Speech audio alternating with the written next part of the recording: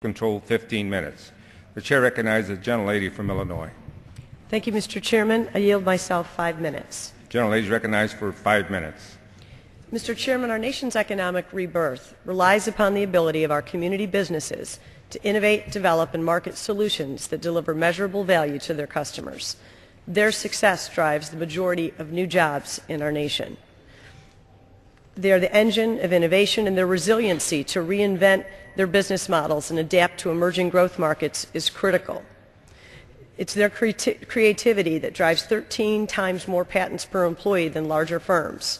They're the cornerstones of our economy and our communities. Beyond the goods and services and the jobs they provide, they invest in the bricks and mortar real estate in our communities. They have supply chains that depend on their business. They do charitable giving, and they mentor young people in their communities. Congress has done much to address the challenges small businesses face. Among the $288 billion in tax breaks in the Recovery Act were crucial small business tax provisions such as accelerated bonus depreciation and an expansion of the net operating loss carryback that's already rebated $2.8 billion to businesses across our nation. U.S. manufacturing is growing. We're adding new jobs every month in 2010, and GDP is now trending positively, moving from a -6 to +6 in the year following the Recovery Act, and it's now holding at 3%. But as I talk with small businesses in my district and across the nation, the issue that has continued to be an obstacle to business expansion and diversification is access to credit. The financial crisis of 2008 severely tightened small business access to credit in affordable terms. When businesses can't access financing, they're prevented from entering new contracts, buying new equipment, hiring new employees, and making other expansions. In the worst cases, business owners must cut payrolls, go into bankruptcy, or close their doors for good. Congress has taken steps to alleviate that problem. The Recovery Act included valuable changes to the SBA loan programs, reducing fees for lenders and borrowers on the 7A and 504 loan programs, and increasing government guarantees to attract more capital. As a result, weekly SBA loan approval volumes have increased by over 90%. The improvements to SBA loan programs and other measures we've taken have helped, but much more needs to be done. Earlier this year, commercial and industrial loans declined for the 7th straight quarter, down from 17% from 2009. And banks are receiving mixed messages. On the one hand, Congress and the administration are urging them to lend more. On the other, bank regulators are telling them to hold back on lending. In fact, our colleague Mr. Price's amendment expresses a sense of Congress on that point. In addition, banks have greater risk aversion due to their exposure on their balance sheets, stemming especially from the inability of the commercial real estate sector. That brings us to this important bill on the floor today. The Financial Services Committee has held several hearings on the restriction of credit for small business. The bill before us today builds on those hearings and was considered in the open process the committee is known for. During markup of the bill, the committee has adopted 15 amendments, including 7 Republican amendments, and today we will consider 17 additional amendments, the vast majority of which are to the financial services portion of the bill. The Small Business Lending Fund Act is a significant step to boost small business lending through our community banks.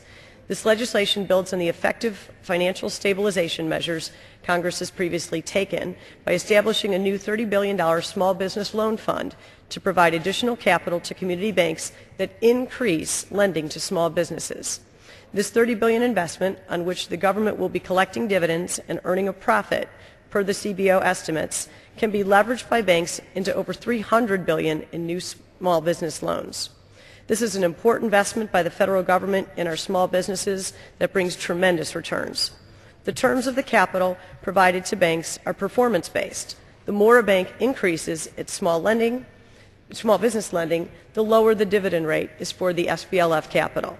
If a bank decreases its small business lending, it will be penalized with higher dividend rates.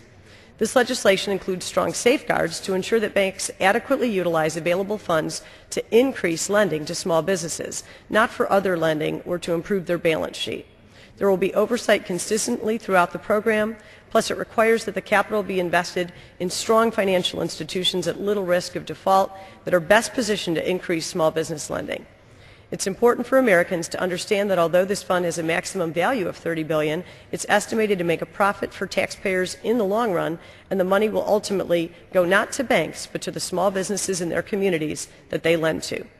As our financial system stabilizes and our community banks recapitalize, These funds will be repaid to Treasury with full repayment required over the next 10 years. Also included in the financial services portion of this bill is the State Small Business Credit Initiative championed by our colleague Mr. Peters. The underlying bill provides $2 billion in funding for new or existing state lending programs. This program provides funding. I'll yield myself another minute. The gentlelady is recognized for additional minute. The underlying bill provides $2 billion in funding for new or existing state lending programs. This program provides funding for states to expand or create lending programs that use small amounts of public resources to generate private bank financing and are designed to address critical reasons why banks are having trouble making increased investments now: lack of adequate capital reserves on the part of lenders and collateral shortfalls on the part of borrowers. The State Small Business Credit Initiative is required to leverage $10 of private funding for every $1 of government funding. Many of the existing capital access programs leverage 30 private dollars for every $1 government dollar. By supporting existing programs and using an easy-to-replicate model, this program will be quickly ramped up to increase small business lending, which will retain and create jobs. Small businesses are the job creators of our nation. Supporting their ability to grow and innovate is key to a robust and stable economic recovery.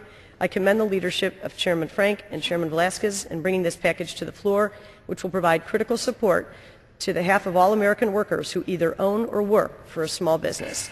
Mr. Chairman, I reserve the balance of my time. The gentlelady reserves her time.